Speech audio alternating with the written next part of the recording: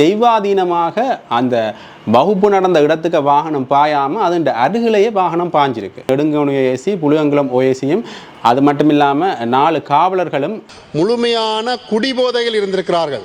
மக்கள் அவர்களை மடக்கி பிடிக்க முயன்ற இடத்தை அது உண்மையிலேயே பிடிக்கலாம் போச்சு. அவர்கள் ஓடினா பிறகு மிகவும் ஒரு கேவலமான மோசமான செயலாக இதை நான் இந்த இடத்தில் பதிவு செய்ய விரும்புகின்றேன். அரசாங்கம் வெட்கப்பட வேண்டும். தமிழீழ விடுதலை புலிகளுடைய காலங்களில் காவல்துறை இருந்தது. அவர்களை பார்க்கின்ற போதுதான் உண்மையான காவல்துறையாக நாங்கள் உணர்ந்தோம்.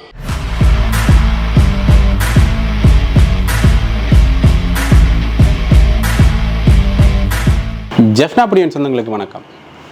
வவுனியாவில் ஒரு சம்பவம் நடந்தது. என்ன சம்பவம்னு பார்த்தீங்கன்னா, போலீஸார் வாகனத்தை ஒரு வீட்டுக்குள்ளே விட்டுருக்கணும். அதாவது அந்த போலீஸார் விட்ட வீடு என்னென்னு பார்த்தீங்கன்னா, ஒரு ஆசிரியருடைய வீடு. அந்த ஆசிரியர் 42 மாணவர்களுக்கு வகுப்படுத்தி கொண்டிருந்தவர்.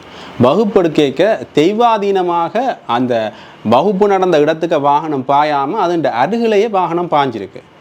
இதை கண்டோன்னே போலீஸார் இப்படி விட்ட வேண்டும் கண்டோன்னே மக்கள் உள்ளாரும் குவிஞ்சிருக்கணும். அந்த இடத்துல குவிஞ்ச இடத்துல அந்த வாகனத்திலிருந்து 2 ஓஏசி, அதாவது நெடுங்கோணி ஓஏசி, புளியங்குளம் ஓஏசியும், அது மட்டும் இல்லாமல் 4 காவலர்களும் அங்கேருந்து உடனடியாக வெளியேறி போயிருக்கணும். அதாவது நெடுங்கோணி போலீஸ் ஸ்டேஷனை நோக்கி அவர்கள் ஓடி இருக்கணும். உண்மையிலே மக்கள் அவர்களை மடக்கி பிடிக்க முயன்ற இடத்தை அது உண்மையிலேயே பிடிக்கலாம் போச்சு. அவர்கள் ஓடினா பிறகு. ஆனால் உண்மையிலேயே இந்த விஷயம் பலராலும் விமர்சனங்களை ஏற்படுத்தி இருந்தது. போலீஸார் இப்படி செஞ்ச தவறு. அது மட்டும் இல்லாமல் 42 மாணவர்கள் மேலேயும் அந்த போலீஸாருடைய வாகனம் பாஞ்சிருந்தென்றால் எத்தனை உயிரிழப்புகளை நாங்கள் சந்திக்க வேண்டி ஏற்பட்டிருக்கும். அது மட்டும் இல்லாமல் போலீஸாரே இவ்வளவு கவனக்குறைவாக நடக்கிறது உண்மையிலேயே தவறான விடயம். அது மட்டும் இல்லாமல் மது போதையில் இருந்த போலீஸார் தான் இப்படியான சம்பவத்தை செஞ்சிருக்கணும் என்றும் பலவாறான கருத்துக்களை முன்பை சொன்ன வந்திருக்கணும். அந்த வகையில் வன்னி மாவட்ட பாராளுமன்ற உறுப்பினர் சார்ல்ஸ் நிர்மலநாதன் ஒரு கருத்தை முன்வைச்சிருக்கிறார் பாராளுமன்றத்தில். என்னென்னு பார்த்தீங்கன்னா, விடுதலை புலிகள் இருந்த காலத்தில் அவர்களும் ஒரு காவல்துறையை வச்சிருந்தவை. அந்த காவல்துறைக்கும் ஸ்ரீலங்கா காவல்துறைக்கும் இடையிலான வித்தியாசம் என்ன என்று ரெண்டையும் ஒப்பிட்டு ஸ்ரீலங்கா காவல்துறையை கடுமையாக விமர்சித்து ஒரு உரை ஒன்று ஆற்றியிருந்தார். அந்த உரையைத்தான் நாங்கள் இந்த காணொலியோடு இணைக்க போகிறோம். அந்த உரையை பாருங்கள். கௌரவ தலைமை தாங்கன்ற உறுப்பினர்களே, நேற்றைய தினம் 4/5/2024 நேற்றைய தினம் வவுனியா மாவட்டத்தில் வவுனியா வடக்கு பிரதேச செயலகத்துக்குட்பட்ட நெடுங்கணி தெற்கு GN டிவிஷனில் இருக்கின்ற சுப்பிரமணியம் ரஜினிகாந்தன் என்ற அந்த ஒரு நபரினுடைய வீட்டில் போலீஸ் வாகனம் திடீரென்று உட்புகுந்திருக்கிறது. நேற்று பிற்பகல் 4:10 மணியளவில் அந்த போலீஸ் வாகனம் உட்புகுந்திருக்கிறது. அங்கு என்ன என்று பார்த்தால், அந்த போலீஸ் வாகனத்தில் 6 போலீஸ் உத்தியோகஸ்தர்கள் இருந்திருக்கிறார்கள். ஒன்று புளியங்குளம் ஓஏசி, கனராயங்குளம் ஓஏசி, அதைவிட 4 போலீஸ் உத்தியோகஸ்தர்கள் அந்த வாகனத்துக்குள் இருந்திருக்கிறார்கள். முழுமையான குடிபோதையில் இருந்திருக்கிறார்கள். குடிபோதையில் வாகனம் வீதியை விட்டு மறுபுறம் இருந்த வீதியை விட்டு சென்று மற்ற வீட்டுக்குள் சென்று அங்கு நின்றிருக்கிறது. கடவுளுடைய கிருபையால் அந்த நேரம் அந்த வீட்டுக்குள் 42 சிறுவர்கள் மாணவர்கள் கல்வி கற்ற வண்ணம் இருந்தார்கள். அது ஒரு ஆசிரியருடைய வீடாக இருக்கின்ற காரணத்தினால் கல்வி கற்ற மாலை நேர வகுப்பாக கல்வி கற்ற வண்ணம் இருந்த காரணத்தில் கடவுளுடைய கிருபையால் அவ்வளவு உயிர்களும் சிறுவர்களுடைய மாணவர்களுடைய உயிர்களும் மயிரிழையில் காப்பாற்றப்பட்டிருக்கிறது, உயிர் பிழைத்திருக்கிறார்கள். மிகவும் ஒரு கேவலமான மோசமான செயலாக இதை நான் இந்த இடத்தில் பதிவு செய்ய விரும்புகின்றேன். அரசாங்கம் நேர்மையாக செயல்படுவராக இருந்தால், நாட்டினுடைய ஜனாதிபதியாக இருக்கலாம் அல்லது போலீஸ் அமைச்சர் டிரான் நலஸாக இருக்கலாம், அந்த 6 போலீஸ் உத்தியோகஸ்தர்களையும் உடனடியாக பணி இடைநீக்கம் செய்து அவர்களுக்கு விசாரணை நடத்தப்பட வேண்டும் என்று நான் இந்த சபையினூடாக அவர்களுக்கு கோரிக்கை விடுக்கின்றேன்.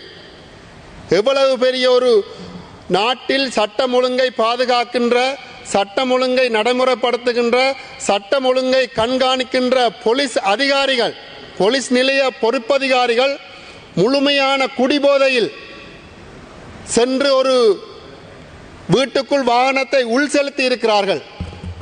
அந்த வாகனத்தை செலுத்தியவர் புளியங்குளம் ஓஏசியாகவும் இருக்கிறார். ஒரு பொறுப்பதிகாரி முழுமையான குடிபோதையில் அங்கு மிக மிலேச்சத்தனமாக நேற்று நடந்து கொண்டிருக்கிறார்கள். அரசாங்கம் வெட்கப்பட வேண்டும். இப்படியான ஒரு போலீஸ் அதிகாரிகளை வைத்து நாட்டில் எவ்வாறு சட்டம் ஒழுங்கை நிலைநாட்ட முடியும்? பல்வேறுபட்ட கருத்துக்களை பலரும் சொல்லுவார்கள். ஆனால் இதற்குரிய பதிலை வழங்குவதற்கு யாரும் தயாரில்லை. தமிழீழ விடுதலை புலிகளுடைய காலங்களில் காவல்துறை இருந்தது. மிகவும் ஒழுக்கமாக, மிகவும் பண்பாக சட்டம் ஒழுங்கை முழுமையாக கடைப்பிடித்து அவர்களை பார்க்கின்ற போதுதான் உண்மையான காவல்துறையாக நாங்கள் உணர்ந்தோம். ஆனால் தற்பொழுது தேவையற்ற விதங்களில் பலருக்கு பொய் வழக்குகள் போட்ட வவுனியா வடக்கு, புளியங்குளம், நெடுங்கேணி, கனராயங்குளம் பிரதேச போலீஸ் அதிகாரிகள் முழுமையான குடிபோதையில் அங்கு சென்று அட்டகாசம் பண்ணி இருக்கிறார்கள். ஆனால் நான் நேற்று அதே சமயம் வன்னி பிராந்திய போலீஸ் மாதிபருக்கு தொலைபேசியினூடாக தெரிவித்திருந்தேன். ஆனால் இன்று காலை அங்கு வந்த டிராபிக் போலீஸ் அவர்களுடைய வீட்டுக்குள் இருந்த வாகனம் ஆக்சிடென்ட் பட்டு அவர்களுடைய வீட்டுக்குள் சென்றது. ஆனால் வீதியில் விபத்து நடந்ததாக பதிவு செய்கிறார்கள் இன்று காலை. வெக்கமா இல்லையா உங்களுக்கு? நெடுங்கணி போலீஸும், புளியங்குளம் போலீஸும், கனராயங்குள போலீஸும் ஒரு 3 அந்த காவல் ஓய்சிமாரும் மிகப்பெரிய ஒரு ஜனநாயக விரோத மக்களை மதிப்பற்ற தன்மையில் தொடர்ச்சியாக செயல்பட்டு கொண்டிருக்கிறார்கள். ஜனாதிபதி பொருளாதார ரீதியாக நாட்டை முன்னேற்றலாம். ஆனால் இப்படியான கீழ்த்தரமான அதிகாரிகளை வைத்து நாட்டில் எவ்வாறு சட்டம் ஒழுங்கை அவர்கள் நிலைநிறுத்தப் போகிறார்கள்? நேற்று இது ஒரு பகல் நேரத்தில் நடந்தபடியால் அந்த உயிர்கள் காப்பாற்றப்பட்டிருக்கிறது. அல்லது இரவு நேரத்தில் நடந்திருந்தால் போலீஸ்காரர் இதை வேறு சம்பவமாக மாற்றி மக்கள் மீது குற்றம் சுமத்தி மக்களையும் தூக்கி சிறையில் அடைத்திருப்பார்கள்.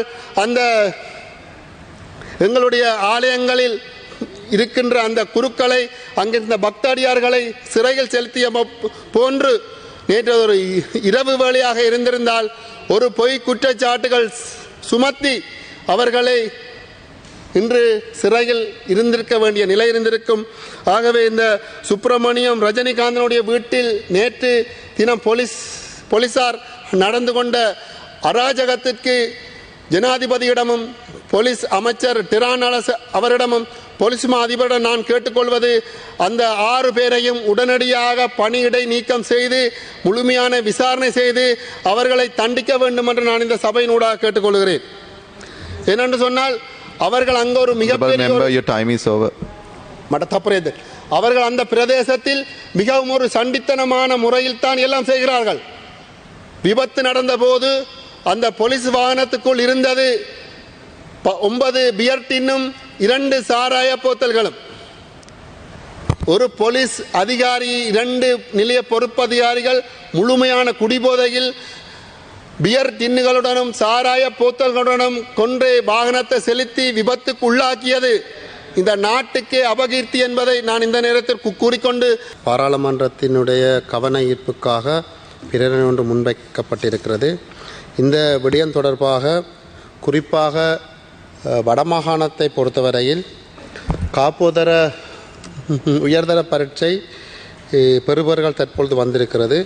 பெறுபவர்களில் மற்ற மாகாணங்களுடன் ஒப்பிடும்போது அவர்கள் தங்களுடைய முயற்சியால் சிறந்த பெறுபவர்களை பெற்றிருக்கிறார்கள். ஆனால் நான் இங்கு குறிப்பிட விரும்புவது என்னவென்று சொன்னால், மற்ற மாகாணங்களோடு ஒப்பிடுகின்ற போது அங்கு ஆசிரியர் பற்றாக்குறை அதிகமாக இருக்கிறது. குறிப்பாக காப்போதர உயர்தர பாடங்களுக்கான ஆசிரியர்கள் பற்றாக்குறையாக இருக்கிறது. அண்மையில் ஜனாதிபதி அவர்கள் வந்து கிட்டத்தட்ட 356 பேருக்கு நியமனங்கள் வழங்கி வைத்தார். இருந்தாலும் அது மாகாண பாடசாலைகளுக்குரியது. மாகாண பாடசாலைகளிலும் இன்னும் வெற்றிடம் இருக்கிறது, மத்திய பாடசாலைகளிலும் இன்னும் வெற்றிடம் இருக்கிறது. குறிப்பாக அண்மையில் அமைச்சர் சுசில் பிரேமஜெயந்தி அவர்களிடம் சென்று மன்னார் சென்ட் சேவிய காலேஜில் இருக்கின்ற ஆசிரியர் பற்றாக்குறை தொடர்பாக நான் அவரிடம் கதைத்த போது அவர் அது தொடர்பாக கவனம் செலுத்துவதாக கூறி செயலாளருக்கு என்னுடைய கடிதத்தில் அவர் மினிட்ஸ் பண்ணி தந்திருந்தேன். நான் அதை செயலாளரிடம் கொடுத்திருந்தேன். தற்பொழுது இங்கே செயலாளர்கள் இருக்கின்ற காரணத்தினால் நான் மீண்டும் ஞாபகப்படுத்த விரும்புகிறேன். மன்னார் மாவட்டத்தினுடைய நகர்ப்பகுதியில் இருக்கின்ற தேசிய பாடசாலையான சென்ட் சேவியர் பாய்ஸ் காலேஜினுடைய ஆசிரியர் பற்றாக்குறை உடனடியாக நிவர்த்தி செய்யப்பட வேண்டும். அதே நேரத்தில் 2017, 18, 19 ஆண்டுகளில் ஆரம்பிக்கப்பட்ட கட்டிடங்கள் 75% முடிவிட்ட நிலையில்